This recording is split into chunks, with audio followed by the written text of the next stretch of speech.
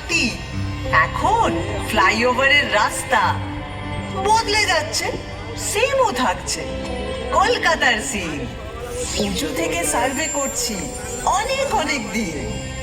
সেসব গল্প বলবো এবার। 1 2 3।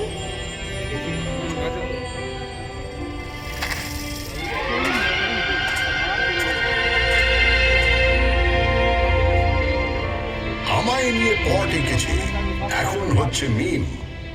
বয়স হলো 300 400 হাজার খানেক থিম। কি বলবে আর কি বলবে না, যদিও মেয়েটা ভালোই চেনা, তবু নিজেও ঘুরতে এলাম, দুজন মিলে টিম।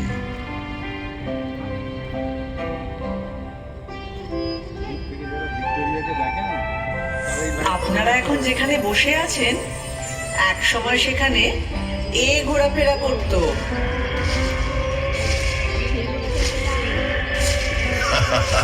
কোথায় জুরাসিক পার্ক আর কোথায় পার্ক স্ট্রিট। এখান থেকে শুরু করলে মোবাইল ফোনে আসতে আসতে 52 এপিসোড লেগে যাবে। তার চেয়ে একটা চেনা জানা ব্ল্যাক অ্যান্ড হোয়াইট দিয়ে শুরু করো। তাহলে এটা দিয়ে করি। একটা গাড়ি শাঁ করে বেরিয়ে এলো 38-2 এলগিন রোডের বাড়ি থেকে 1941 সালের 16ই জানুয়ারি রাত্রে, এবং সোজা ঢুকে পড়ল বাঙালি আত্মার ভেতর। না না না না না, নেতাজি সুভাষচন্দ্র বসু তার আগেই কলকাতার আত্মায় ছিলেন। উনি তো 1930-এ কলকাতার মেয়র হয়েছিলেন। কংগ্রেসের প্রেসিডেন্ট হয়ে তিনি ভারতেরও আত্মায়। তবে ব্রিটিশদের চোখে এক মন ধুলো দিয়ে ওই মহানিষ্ক্রমণ। 3-4 রকম ছদ্মবেশ, এ একেবারে থ্রিলার। তার উপরে আক্ষরিক অর্থেই তিনি মৃত্যুহীন। এরকম সুপার হিরো কলকাতা আর পায়নি।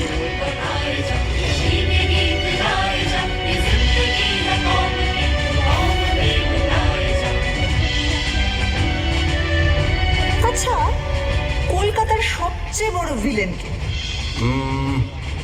আমি একজনের কথা বলবো যার কোনো নামই নেই। নামই নেই মানে? 1989 সালে 6 মাস ধরে রাত্রে রাস্তায় শুয়ে থাকা 13 জন গৃহহীন মানুষকে পাথর দিয়ে খুন করে কেউ একজন। মিডিয়া তার নাম দেয় স্টোন ম্যান। যা, এত মরবিড জিনিস দিয়ে ইতিহাস শুরু হবে? আমার মনে হয় সেরা ভিলেন হলেন অমিতাভ বচ্চন। অমিতাভ বচ্চন? কেন? বারে, তিনি কলকাতায় চাকরি করলেন, নাটক করলেন, আর সিনেমাটা কিনা মুম্বাইতে গিয়ে করতে হলো। কি হতো বাংলা সিনেমার নায়ক হলে? সে তো ক্লিফ রিচার্ডও ছোটবেলায় কলকাতায় ছিলেন, মানে হাওড়ায়, কিন্তু সে তো একই হলো। অত বড় একটা গায়ক এখানে থাকলে হয়তো সুমন চ্যাটার্জির মতো জীবনমুখী শুরু করে দিতেন।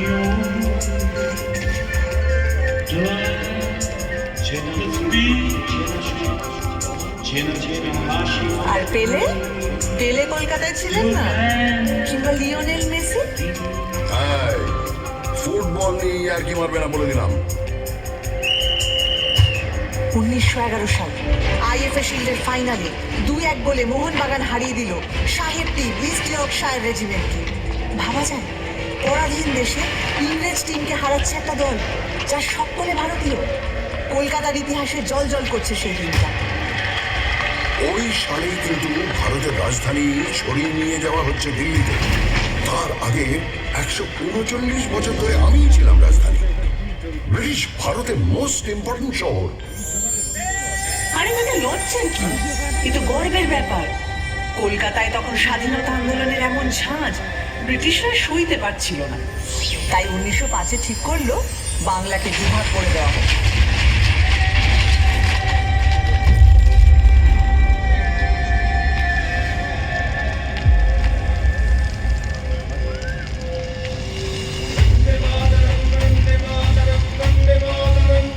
লর্ড কার্জন একটা চিঠিতে লিখছেন, কলকাতাকে সফল চক্রান্তের সিংহাসন থেকে সরাতেই হবে।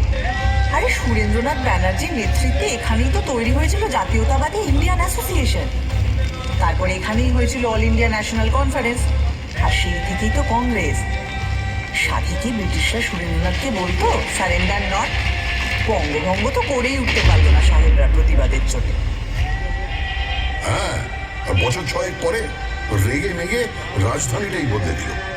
এটাই তো প্রমাণিত হয় তুমি একটা সাংঘাতিক জাগ্রত শহর, প্রতিবাদের শহর। যাকে কিনা ব্যঙ্গ করে একদিন বলা হবে মিছিল নগরী, এমনকি মুমূর্ষ নগরী। আচ্ছা, মুশকিল হলো, তোমাকে তো লোকে সিটি অফ জয়ও বলে। ব্রিটিশদের সময় তোমাকে বলা হতো the second city of British empire, মানে লন্ডনের পরেই। সে তো পয়সার জন্যে। এখান থেকে ব্রিটিশদের কি মুনাফা, রাজস্ব আদায়, পাট বিক্রি, কোটি কোটি টাকা। কি মুশকিল, কলকাতার নিন্দে করলে ক্ষেপে উঠবে, আর কলকাতার প্রশংসা করলে নিজে নিন্দে করতে শুরু করবে, মানে তর্ক লাগাও, তাই না? সে তর্কাতর্কি আমার রক্তে। ভারতে সেন্সরশিপের প্রথম আইন তৈরি হয়েছিল কেন জানো? 1872-এ গিরিশ ঘোষ যখন এই শহরেই তৈরি করলেন ন্যাশনাল থিয়েটার। প্রথম নাটকটাই হলো দীনবন্ধু মিত্রের নীল দর্পণ।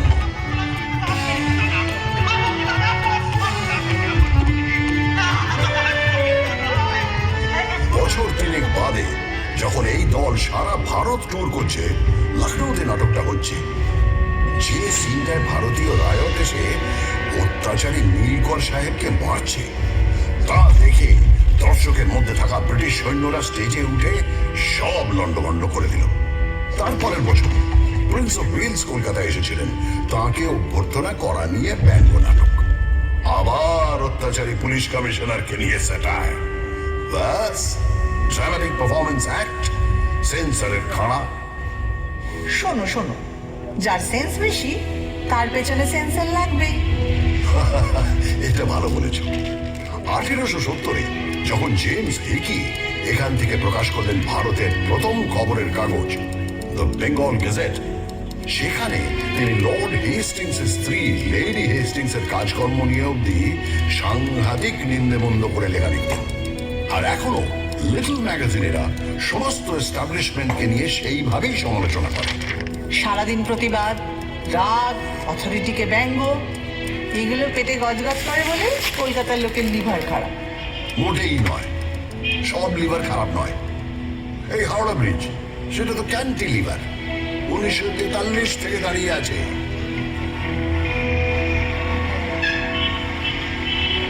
তা বটে, রোজ লাখ লাখ গাড়ি ঘোড়া মানুষ কত কিছুই যাচ্ছে, অথচ এতটুকু টস খায় না। এদিকে নাকি গোটা ব্রিজে একটা স্ক্রু নেই। ওই জন্যেই যাদের মাথার স্ক্রু ঢিলে তারা প্রায় হাওড়া ব্রিজের মাথায় চড়ে বসে। ওখান থেকে ভিউটা ইমাজিন করতে পারছো? আরে বাবা, আমি পারবো না। বছরের পর বছর ভিক্টোরিয়া মেমোরিয়ালের টঙে ডানা মেলে ঠাঁই দাঁড়িয়ে কলকাতার মানুষের প্রেম দেখেছি, খুনসুটি দেখেছি। এদিকে তাকালে একাডেমি অফ ফাইন আর্টসের এক্সপেরিমেন্টাল পেন্টিং, ওদিকে তাকালে রেস কোর্সের ঘোড়দৌড় কথা ওড়ানো, আবার অন্যদিকে ক্লাবে ক্লাবে কোট প্যান্ট পরা কলকাতায় বাবুদের ইংরেজি আনা। ভিউজ আর নিউজ শেখাচ্ছ আমাকে? তোর নারী নক্ষত্র চিনি, বুঝলে? শুধু চেনো না, ছোঁয়াচ লেগে তুমি আমারই মতো। কখনো হাওয়া দিলে বাই বাই করে ঘোরো, আর কখনো গাঁটের ব্যথায় ঘুরতেই ভুলে যাও। এই বাড়ি কখনো তাজমহলের টুকলি বলে দুও খায়, কখনো আবার জাপানিদের বোমা খাওয়ার ভয়ে তার সারা গায়ে গোবর লেপে দিয়ে ব্ল্যাক আউট করা হয়।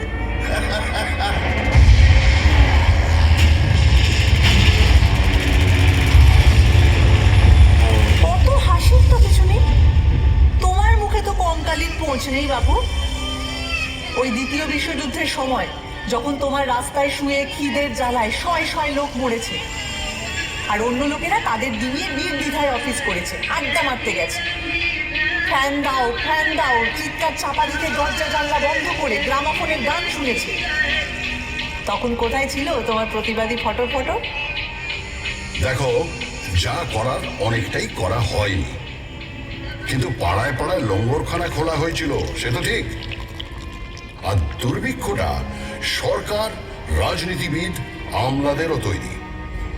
স্বয়ং উইনস্টন চার্চিল সে দায় এড়াতে পারেন না অতগুলো লোকের মৃত্যুর, যাদের সম্পর্কে তিনি বলেছিলেন, এমনি না খেতে পাওয়া বাঙালিরা আরেকটু না খেতে পেলে বিরাট ক্ষতি নেই।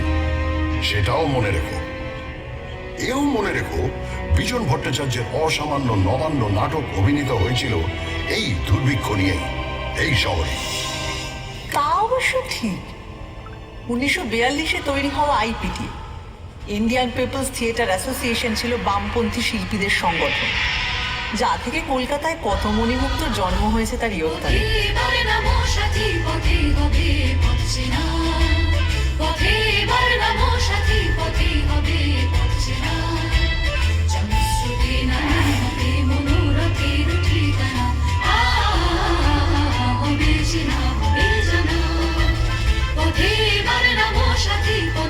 আচ্ছা, শুধু নবান্ন কেন, আরো অনেক অবিস্মরণীয় গান, নাটক, সিনেমা জন্মেছে এখান থেকে। আইপিটিআরই তো ঝলমলে হিরে উৎপল দত্ত, সুচিত্রা মিত্র, জ্যোতিরিন্দ্র মৈত্র, দেবব্রত বিশ্বাস, সলিল চৌধুরী, তৃপ্তি মিত্র, ঋত্বিক ঘটক এবং এরই ভাবশিষ্য মৃণাল সেন। শিল্পকে সমাজ বদলের অস্ত্র হিসাবে ব্যবহার করব, আর তা অতুলনীয় উৎকর্ষ আবেগ নিয়ে জাগিয়ে তুলবে হাজার হাজার মানুষকে। এই জাদু বিপ্লবের রথ হৈ হৈ করে চলেছিল অনেক দূর।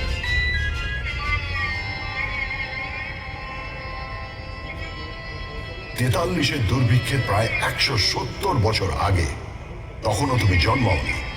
যখন 76-এর মন্বন্তর এসেছিল, সেও তো মানুষেরই তৈরি দুর্ভিক্ষ, ব্রিটিশদের তৈরি দুর্ভিক্ষ। তারা মানুষকে হিংস্রভাবে নিংড়ে খাজনা নিচ্ছিল, ধান জমিতে আফিম আর নীল চাষ করছিল। তখনও পড়ে পড়ে আমার বুকে মরেছে লাখ লাখ অসহায় মানুষ। কি করব, চুপচাপ চেয়ে থেকেছি। তখন যদি একটা আইপিটিএ থাকতো। তোমার ইতিহাস তো জেগে থাকার ইতিহাস, ঘুমিয়ে থাকার ইতিহাস। 19 শতকে বাবুরা যখন কাঁড়ি কাঁড়ি টাকা খরচা করে বেড়ালের বিয়ে দিচ্ছিল, যখন গোলাপ জলে জলসৌচ চলছিল, তখন তুমি কেমন ছিলে বাপু? আধা ঘুমন্ত ঢুলছিলে।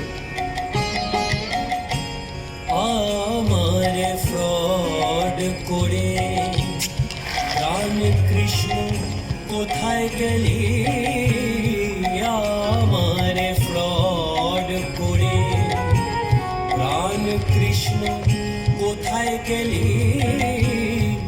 I am sorry, very sorry, I am sorry, very sorry. আমার গোল্ডেন বডি হলো কালি।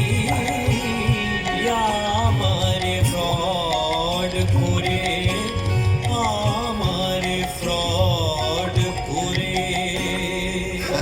আমার দারুণ মজা লাগছিল। যে চপচপে তেল মেখে 4 ঘোড়ার গাড়ি চড়ে চান করতে যায়, তার একটা বেপরোয়া গ্ল্যামার আছে, এটা মানবে তো?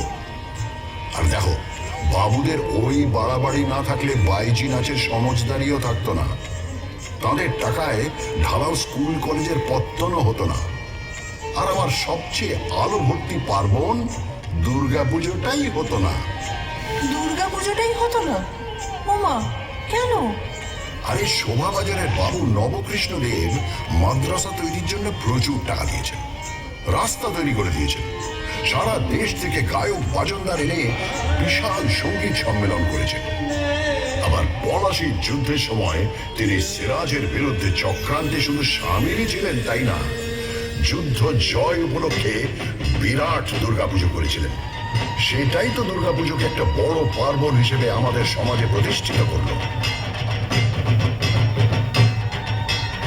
এ তো ভারী গোলমেলে ব্যাপার। যে লোক বাংলাকে ইংরেজের হাতে তুলে দিল, সেই লোকই আবার দুর্গাপুজো চালু করলো। একদম। বাংলা ইংরেজদের হাতে কিন্তু যেত না যদি সিরাজউদ্দৌলা 1756 বিশাল বাহিনী নিয়ে আমায় আক্রমণ না করতেন। উনি ইস্ট ইন্ডিয়া কোম্পানির সেনাদের গুড়িয়ে না দিলে ইংরেজরা চট করে একজন নবাবের বিরুদ্ধে ওভাবে যুদ্ধে নামতো না। যুদ্ধে নামতো ঠিক, শুধু প্রপার নামগুলো বদলে যেত। ওরা দখল না নিয়ে ছাড়ার জাত নয়।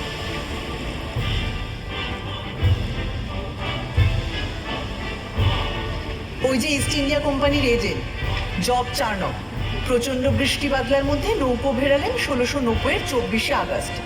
ব্যাস, চাকা গড়াতে শুরু করলো। তোমার ইতিহাসেরও শুরু। ভুল ভুল ভুল, তোমার কথাটা সম্পূর্ণ ভুল। চাণক্য আসার অনেক আগেই কবি কঙ্কন মুকুন্দরাম আমার কথা লিখে গেছেন।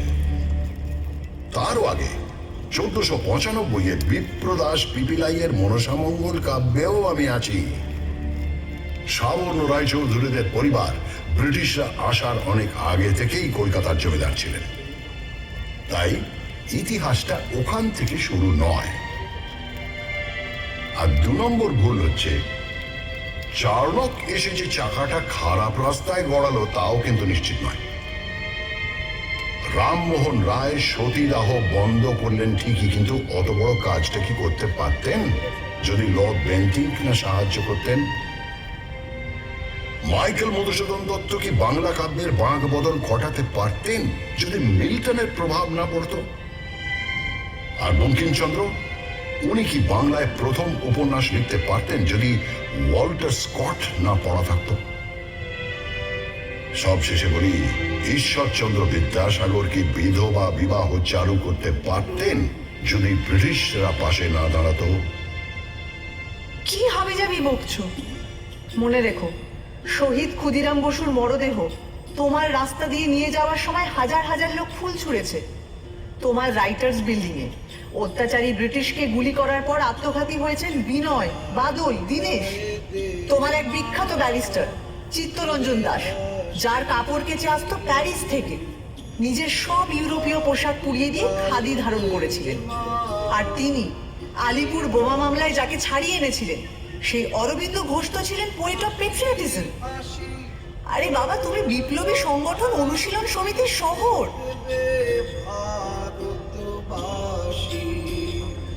আমি হাসি হাসি করব ফাঁসি, দেখবে ভারতবাসী। একবার বিদায় দে মা, ঘুরে আসি। একবার বিদায় দে মা, ঘুরে আসি।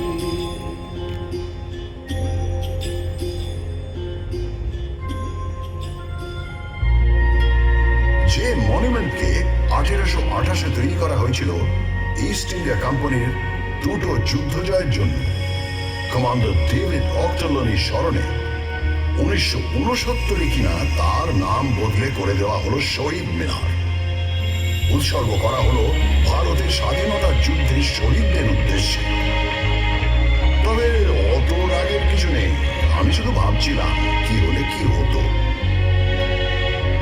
ভাবো ভাবো, ভাবা প্র্যাকটিস করো। এটাও ভাবো, কলকাতায় যদি বাঘ সিংহ ঘুরে বেড়াতো তাহলে কি কি হতো? আরে কলকাতার বাঘ তো বিখ্যাত, বাংলার বাঘ তো কলকাতাতেই থাকতেন। 1857 সালে হওয়া কলকাতা বিশ্ববিদ্যালয়কে বছর 50 পরে দায়িত্ব নিয়ে একেবারে নতুন রূপ দিয়েছিলেন এই বাঘ, আশুতোষ মুখোপাধ্যায়। আর সিংহ? হ্যাঁ, সিংহও তো ছিল, কালী প্রসন্ন সিংহ, যিনি এক হাতে অনুবাদ করেছেন মহাভারত আর অন্য হাতে আমায় নিয়ে লিখেছেন হুতম প্যাঁচার নকশা। আচ্ছা, বাঘ সিংহ তো বুঝলাম, আর গন্ডার? হ্যাঁ, গন্ডারও আছে। গন্ডার হচ্ছে তারা যাদের চামড়া ভেদ করে কলকাতার অবিশ্বাস্য মনীষীদের কথাগুলো ঢোকেইনি। রামমোহন রায় তাদের কাছে পাটকেল খেয়েছেন, আর বিদ্যাসাগরকে নিয়ে তো ব্যঙ্গ করে গান বেঁধে ঘুরে ঘুরেও গিয়েছেন তারা। এগুলো বরং প্রমাণ করে ওরা সময়ের চেয়ে কত এগিয়েছিলেন। বিবেকানন্দকে শুনতে হয়েছে তিনি নাকি সন্ন্যাসী নন, ম্লেচ্ছ দেশে যান, মাংস খান, অথচ তিনি শিকাগোয় গিয়ে ভারতের জয়ধ্বজা উড়িয়ে এলেন অসামান্য বক্তৃতায়। তার গুরু রামকৃষ্ণকে শুনতে হয়েছে তিনি নিরক্ষর, আর তিনি তার সহজাত বোধ ও ধর্মজ্ঞানের ছটায় চারপাশে জড়ো করে এনেছেন শ্রেষ্ঠ মনীষীদের। তার যত মত তত পথ শুধু ধর্ম নয়, শহর কলকাতার জীবনযাপনেরও দর্শন।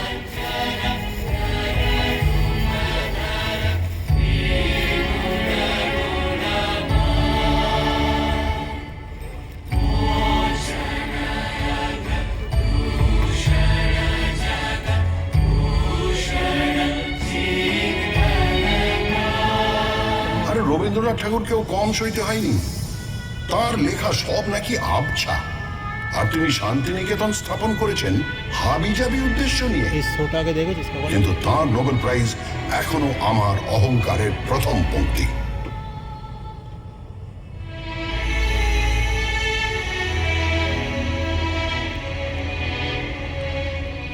আমি রাজধানীর পদ থেকে 1911 খসে পড়লাম, কিন্তু 2 বছর পরেই আমার মাথায় এমন মুকুট উঠল যার ঝলমলানি তামার নয়। নোবেল কমিটি বলল রবীন্দ্রনাথ ঠাকুরকে প্রাইজ দেওয়া হচ্ছে because of his profoundly sensitive, fresh and beautiful verse. প্রথম ভারতীয় নোবেল পেলেন। সত্যি ভাবা যায় না বলো, একটা শহর থেকে 6 জন নোবেল লরিয়েট এবং 5টা আলাদা ক্ষেত্রে কাজের জন্য।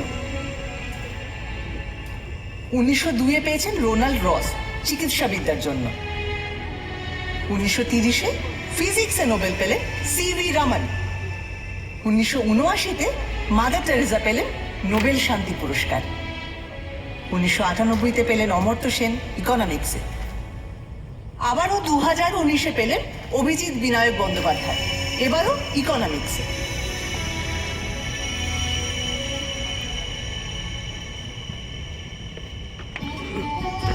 আরে বাবা, নোবেল পাওয়াই তো আর শেষ কথা নয়। নোবেল পাননি তো কি হয়েছে? আমার আকাশে জ্বলজ্বল করছেন বিজ্ঞানী জগদীশ চন্দ্র বসু, যিনি উদ্ভিদ বিদ্যা থেকে রেডিও আবিষ্কার অব্দি ছড়িয়ে দিয়েছেন নিজের প্রতিভা। আচার্য প্রফুল্লচন্দ্র রায়, যিনি প্রথম ইউরোপীয় মানুষ যার সম্মানে ইংল্যান্ডের রয়্যাল কেমিক্যাল সোসাইটি তৈরি করেছে কেমিক্যাল ল্যান্ডমার্ক ফলক।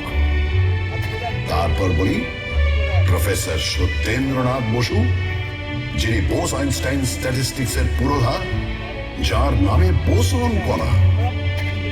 এখানেই শেষ নয়, আরো আছে শ্রী প্রশান্ত চন্দ্র মহলানবিশ, যিনি ভারতীয় স্ট্যাটিস্টিক্স চর্চার জনক, প্ল্যানিং কমিশনের অসামান্য কারিগর, যার জন্মদিন এখন ন্যাশনাল স্ট্যাটিস্টিক্স ডে। তাই তুমি থামো তো, এত বিজ্ঞানীদের মেলা বসে গেছে যেখানে, সেটা কিন্তু অবৈজ্ঞানিক হুজুগেরও আঁকড়া। 1857 সালে কলকাতা এলো মরা ফেরার হুজুগ। কেউ বলল এবছর যত লোক মারা গেছে তারা সবাই কালী পুজোর রাতে ফিরে আসে। কেউ বলল না না না না না, গত 10 বছরে যত লোক মারা গেছে তারা সবাই 15ই কার্তিক ফিরে আসবে। সারা শহরে হইচই পড়ে গেল। প্রচুর লোক অপেক্ষা করতে লাগলো তাদের মৃত আত্মীয়দের জন্য। গানও বাঁধা হলো, মরা মানুষ ফিরে এসেছে, দেখে এলাম রানাঘাটে ভাসতে ভাসতে আসতেছে, গলা সরু পেট মোটা, জল খেয়ে হয়েছে সোঁটা, ইত্যাদি ইত্যাদি। হ্যাঁ, কিন্তু 1979-র হুজুগটাও খারাপ নয়। আমেরিকার পাঠানো স্যাটেলাইট স্কাইল্যাব নাকি ভেঙে পড়বে। সবাই পারলে আকাশের দিকে তাকিয়ে হাঁটে, কেউ কেউ হেলমেট পরে সারাদিন ঘুরত।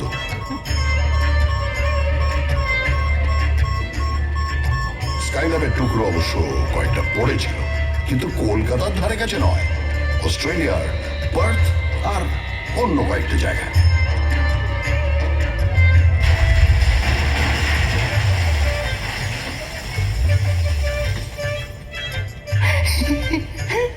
আমি বলি কি, সব সেরা হুজুগ হলো গণেশের দুধ খাওয়া। 1995 সালে এক দুপুরে হঠাৎ নাকি গণেশ দুধ খেতে লাগলেন। মন্দিরের গণেশ, ক্যালেন্ডারের গণেশ, ঘুলঘুলির গণেশ, কেউ বাদ নেই। পড়ি মরি করে সবাই দুধ নিয়ে ছুটতে লাগে। এমন মিরাকল থেকে বাদ পড়ে গেলে পুণ্যের কোটায় কম পড়ে যাবে যে। তাদের গায়ে নিশ্চয়ই ডিরোজিওর অদৃশ্য ঘুষি পড়েছিল। একটা 17 বছরের অ্যাংলো ইন্ডিয়ান ছেলে হিন্দু কলেজে ইংরেজি পড়াতে এসে তার ছাত্রদের শেখাচ্ছে তর্ক করো, যাচাই করো, যুক্তিবাদী হও, প্রথাকে চ্যালেঞ্জ করো। আর সেই ছাত্ররা, বলা ভালো শিষ্যরা, ইয়াং বেঙ্গল হয়ে তখন দিকে দিকে ছড়িয়ে পড়ছে, সমাজ বদলানোর চেষ্টা করছে। এও তো এখানেই হয়েছিল। তারা যেরকম গোড়া ব্রাহ্মণদের ঝাঁকুনি দিয়ে সমাজটাকে শোধরানোর চেষ্টা করত, 70-এর দশকেও একদল ছেলেপুলে নকশাল আন্দোলনের মাধ্যমে সেরকমই একটা ধাক্কা দেওয়ার চেষ্টা করল, কিন্তু বুলেট আর বোমার প্রতিক্রিয়াও ভীষণ মারাত্মক। আর তখনকার রাজনীতিও ছিল অনেক ঘোরপ্যাঁচওয়ালা। রাত্রি জুড়ে বোমা আর পুলিশের জিপের শব্দ, আর দিনের বেলা গঙ্গা জুড়ে উজ্জ্বল যুবকদের লাশ ভেসে যাওয়া দৃশ্য। তোমার গায়ে অনেক গরম রক্ত ছিটকে পড়েছিল।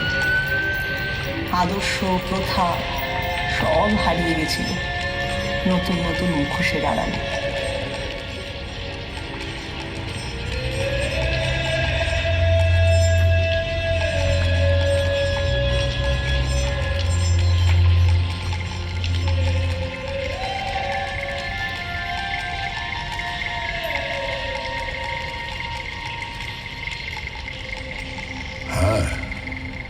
নকশাল আন্দোলন নিয়ে কারো আছে আতঙ্ক, কারো আছে রোমান্টিক নস্টালজিয়া।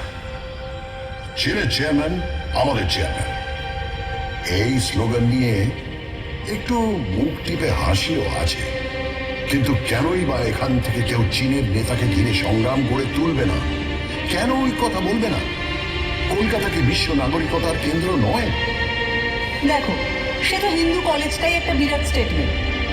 ইংরেজি ভাষা শিখতে হবে, পাশ্চাত্য সংস্কৃতি বুঝতে হবে, তাকে নিজেদের সংস্কৃতির সঙ্গে মেলাতে হবে, এরকম একটা ভাবনা নিয়ে যে স্কুল করা দরকার, তা ভারতে অন্য প্রান্তে কেউ তো ভেবে বের করতে পারেনি।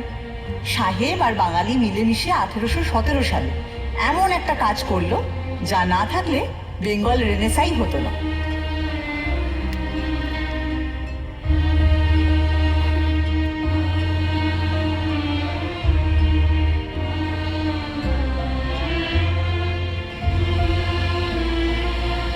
রেনেসাঁর কথা ভাবলে সত্যি দাগ লেগে যায়।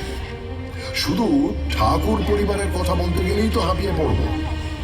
এরা বোধহয় এক একটা লোকের মধ্যে 10টা করে জিনিয়াস ভরে দিত। যেমন দ্বিজেন্দ্রনাথ ঠাকুর, তিনি সংস্কৃত থেকে বাংলায় মেঘদূত অনুবাদ করছেন, বাংলায় দর্শন তত্ত্বের বই লিখছেন, আবার বাংলা শর্ট হ্যান্ড উদ্ভাবন করছেন, এমনকি বাক্স বানানো নিয়েও বই লিখছেন। সত্যেন্দ্রনাথ ঠাকুর, তিনি শুধু প্রথম ভারতীয় আইসিএসই নন, ওই যুগে তাঁর বউকে বিলেত নিয়ে গেলেন। এবার বলি জ্যোতিরিন্দ্রনাথ ঠাকুরের কথা।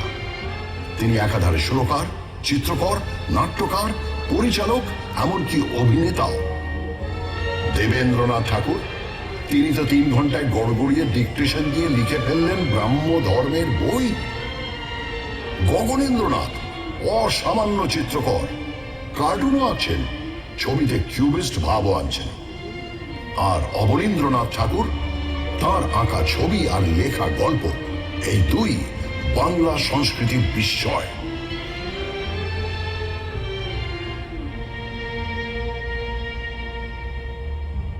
কেন রায় পরিবার? উপেন্দ্র কিশোর রায়চৌধুরী বেহালা বাজাচ্ছেন, আবার বাংলা শিশু সাহিত্যের কাঠামো গড়ে দিচ্ছেন, বাচ্চাদের পত্রিকা বের করছেন, আবার হাফটন প্রিন্টিংয়ে আশ্চর্য আবিষ্কার করে বিপ্লব এনে দিচ্ছেন। তার ছেলে সুকুমার রায় খেয়াল রসের গদ্যে পদ্যে তাক লাগিয়ে দিচ্ছেন, আবার ননসেন্স ক্লাবে প্লেটো বা তুর্গেনেভ নিয়ে কথাও বলছেন। এরা বোধ হয় প্রাচ্য পাশ্চাত্যের গুণগুলোকে একটা গেলাসে গুলে সকালে উঠেই খেয়ে নিতেন। হ্যাঁ, ঠিক বলেছ। এই মিলিজুলিটা আমাদের চিরকাল আছে। 1835-এ মেডিকেল কলেজও তো স্থাপিত হয় এখানকার লোককে পাশ্চাত্য ডাক্তারি রীতিতে শিক্ষিত করে তোলার জন্য। আবার এ শহরের নৃত্যশিল্পী উদয় শঙ্কর, তিনি তো বিদেশি নর্তকী আনা পাভলোভার সঙ্গে মিলেই তাঁর বিখ্যাত রাধা কৃষ্ণ ব্যালেটা তৈরি করেন। আর সুকুমার রায়ের ছেলে সত্যজিৎ রায়, যিনি 1955-এ পথের পাঁচালী ছবি তৈরি করে একা হাতে ভারতীয় সিনেমায় নিউ ওয়েভ আনলেন। তিনি তো স্পষ্টই বলতেন, হলিউডের ছবি না দেখলে তিনি নিজের ছবির ব্যাকরণ তৈরিই করতে পারতেন না। অথচ সাহেবরা তাঁর ছবির মধ্যে খুঁজে পেত খাঁটি ভারতীয়ত্ব। এই বিশেষ, এই আহরণ ও হজম করার ক্ষমতা, এ জিনিস আমার মজ্জায়। ঠিক বলেছ। সত্যজিৎ রায় প্রাচ্য ও পাশ্চাত্যকে সমান মুগ্ধ করেছেন, আর এই জন্যই 1992 সালে তিনি পেলেন লাইফ টাইম অ্যাচিভমেন্ট অস্কার পুরস্কার।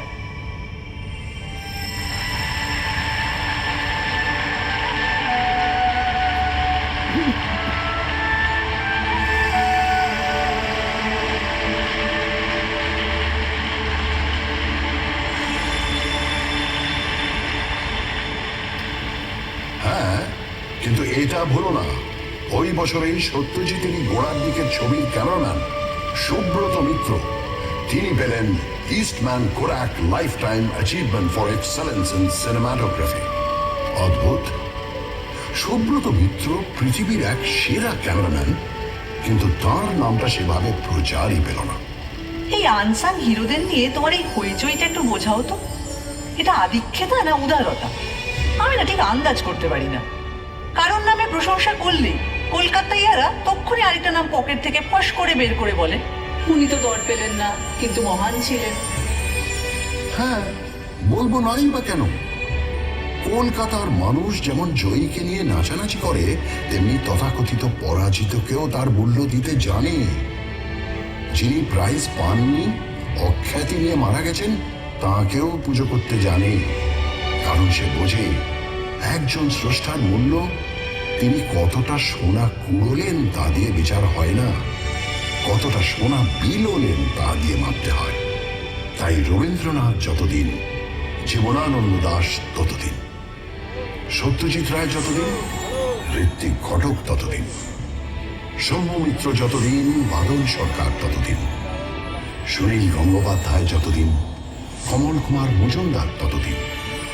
পঙ্কজ রায়কে আমরা মাথায় তুলে রাখব, সুটে ব্যানার্জিকেও, হেমন্ত মান্না সন্ধ্যাকেও সিংহাসন দেব, সুচিত্রা মিত্র, কণিকা বন্দ্যোপাধ্যায়কেও কুর্নিশ জানাবো, সঙ্গে নির্মলা মিশ্র, প্রতিমা বন্দ্যোপাধ্যায়কেও। নিখিল ব্যানার্জির সেতারে বুঁদ থাকব। এগুলো হুজুগ নয়, এক্সট্রা সচেতনতা। আচ্ছা, এটা শুধু শিল্পের বেলায় জেগে ওঠে কেন বলো তো? যখন 1947-এ দেশভাগের পর উদ্বাস্তুরা দলে দলে এসে পৌঁছলো এ শহরে, তখন সেই মানুষগুলোকে, সেই মুহূর্তের পরাজিতদের বুকে টেনে নিতে এত অনীহা কেন? তখন তাদের বিদ্রোহ কেন, অবহেলা কেন, বলতে পারো? সে হয়তো গোড়ার দিকে ছিল। তারপর যতই ঘটি বাঙাল লড়াই ফুটবলের মাঠে থাকুক আর রান্নার পাতে থাকুক, সবাই মিলেমিশে এক হয়ে গেছে, এতে তো সন্দেহ নেই।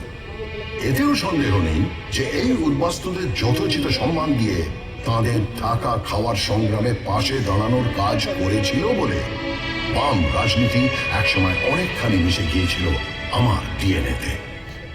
উদ্বাস্তুরা তো আবারও এসেছিল বাংলাদেশের মুক্তিযুদ্ধের সময় 1971-এ, এখনো অনেকে আসছেন। কলকাতা তো কাউকে ফেরায় না। তা ঠিক, শেষমেশ সবাইকে নিয়ে কাবাব খায় বা বিরিয়ানি।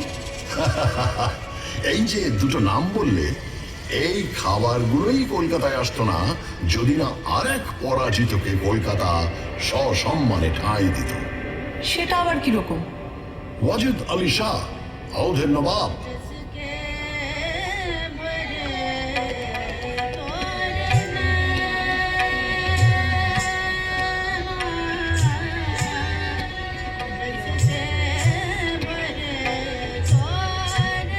আঠেরোশো 56 তাকে ইংরেজরা বিনা যুদ্ধে সিংহাসনচ্যুত করে নির্বাসনে পাঠালো কলকাতায়। তিনি ঘাঁটি গাড়লেন মেটিয়া বুরুজে। চালে চলনে, পোশাকে আশাকে আর অবশ্যই খাবারে মেটিয়া বুরুজ হয়ে উঠল ছোটা লখনৌ।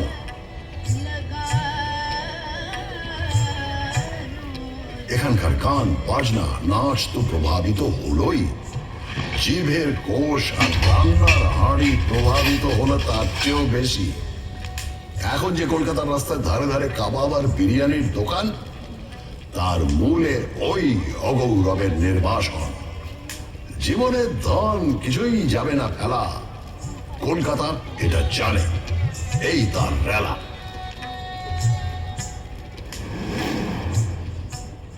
এই রেলা টেলা কোথায় চলে যায় যখন 1946-এর দাঙ্গার কথা মনে পড়ে যায়? সেই হিন্দু মুসলিম দাঙ্গা প্রায় 1 সপ্তাহ ধরে চলেছিল।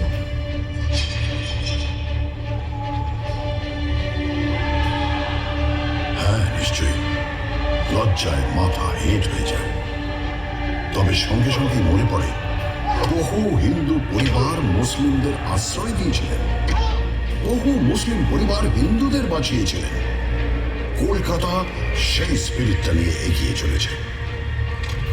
ওসব দাঙ্গার কথা ছাড়ো, বিদেশে যখন রবিশঙ্কর আর আল্লাহ রাখা মিলে অবিশ্বাস্য সুরের চালচিত্র তৈরি করেন, বা মহিষাসুর মর্দিনীতে যখন বীরেন্দ্র কৃষ্ণ ভদ্রের চণ্ডী পাঠের সঙ্গে বেজে ওঠে মুসলিম শিল্পীদের অলৌকিক বাজনা, তখন কি সেই ম্যাজিকটা জানান দেয় না?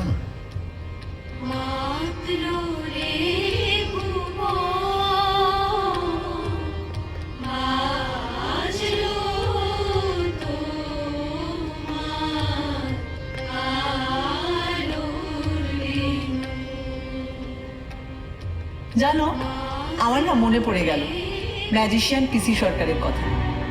একবার নাকি তার ম্যাজিক দেখতে সবাই এসেছে, কিন্তু 10 মিনিট হয়ে গেছে ম্যাজিশিয়ানের আসার নামই নেই। সবাই অস্থির, অধৈর্য। হঠাৎ সবাই শুনতে পেল হিয়ার আই অ্যাম।